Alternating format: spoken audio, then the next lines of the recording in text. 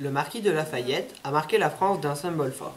Il fut la clé de voûte de deux événements immenses à la fin du XVIIIe siècle, l'indépendance des États-Unis et la Révolution française. Sans Lafayette, la Révolution américaine aurait échoué.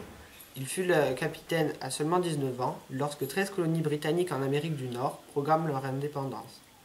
Il rejoint l'armée américaine après la rencontre de Benjamin Franklin, puis Louis XVI lui interdit de quitter la France pour rejoindre l'Amérique. Il s'évade pour rejoindre l'Amérique.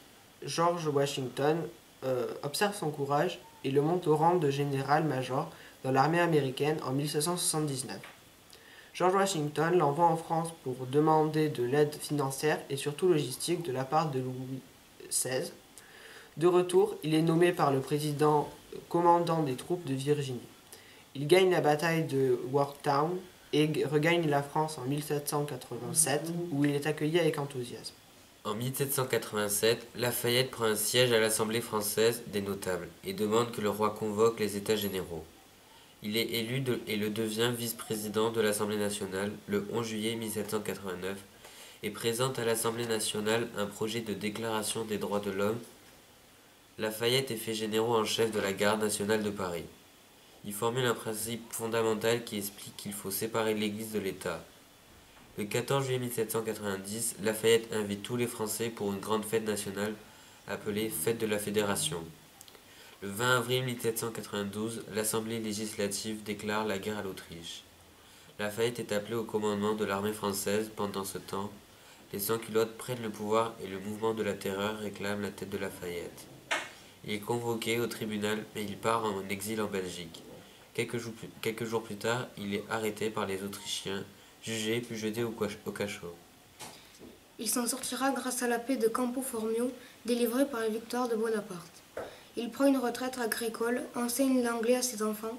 Pendant ce temps, Bonaparte décime la France avec ses conquêtes pour asservir l'Europe avant de tomber à Waterloo.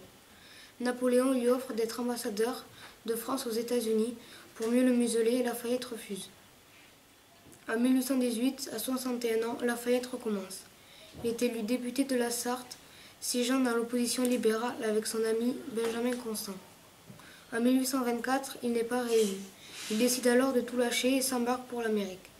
Le Congrès lui vote une dotation de 200 000 $ ainsi qu'un lopin de terre.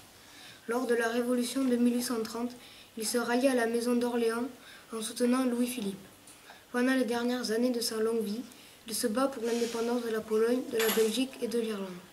Soutenant l'idée d'une monarchie constitutionnelle, il est détesté tant des partisans d'une république que des tenants de l'absolutisme. Pour Lafayette, il fallait sauver la révolution des droits de l'homme et oublier la révolution jacobine de 1793. Le marquis meurt à Paris en 1834. Il est enterré au cimetière de Picpus. Il a été surnommé le héros des deux mondes. En 1917, les Américains s'en souviendront et proclameront « Lafayette, nous voilà ».